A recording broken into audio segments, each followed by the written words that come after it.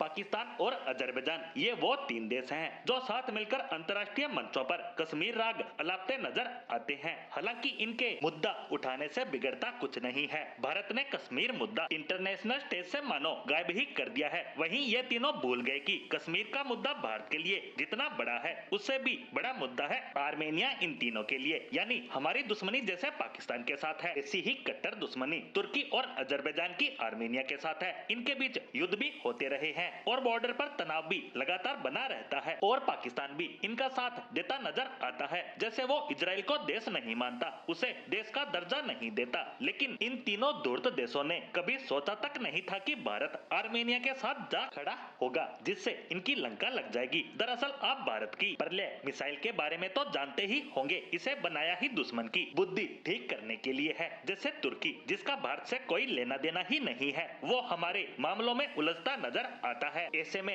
भारत इस ballistic missile को Armenia को देने जा रहा है। दरअसल आर्मेनिया ने तुर्की और अजरबैजान से खतरे को देखते हुए भारत से रिक्वेस्ट की थी कि आप हमें अपनी प्रलय बैलिस्टिक मिसाइल दे दीजिए, क्योंकि अजरबैजान और तुर्की के पास ऐसा कोई डिफेंस सिस्टम मौजूद नहीं है जो इस बैलिस्टिक मिसाइल को रोक सके, जिसे भारत ने अब एक्सेप्ट कर लिया है। अब कुछ ही समय में दोनों देश इस डील को साइन कर लेंगे, जिसके बाद इसे तैनात किया जाएगा तुर्की और अजरबैजान के बॉर्डर पर। और इस खबर के बाहर आते ही अजरबैजान के न्यूज चैनल भारत को कोस रहे हैं, क्योंकि उनके दुश्मन के पास अब बैलिस्टिक मिसाइल की ताकत आने जा रही है जो बड़े लेवल की तबाही मचा सकती है। बता दें कि इन दोनों ही देशों में पहले हुए युद्ध ज्यादा बड़े लेवल के नहीं होते थे, क्योंकि इनके पास नाम मात्र के बड़े हथियार हैं। यहाँ तक कि तुर्की के पास सिर्फ ड्रोन की ताकत है, जिसकी हवा भी भारत ऑपरेशन सिंदूर में निकाल चुका है और मिसाइल के मामले में तो वो पहले से ही खुश है। ऐसे में भारत ताकतवर मिसाइल देकर आर्मेनिया को पावरफुल बनाने जा रहा है। बता दें कि हम आर्मेनिया को यह पहला हथियार नहीं दे रहे हैं। इससे पहले आकाश मिसाइल डिफेंस सिस्टम को लेकर दोनों देश काफी आगे निकल चुके हैं। साथ ही होवित्जर तोप, anti drone system, Swati radar system सहित कई अन्य टेक्निकल उपकरण तो हम उन्हें डिलीवर भी कर चुके हैं। साथ ही ब्रह्मोस मिसाइल की खरीद को लेकर भी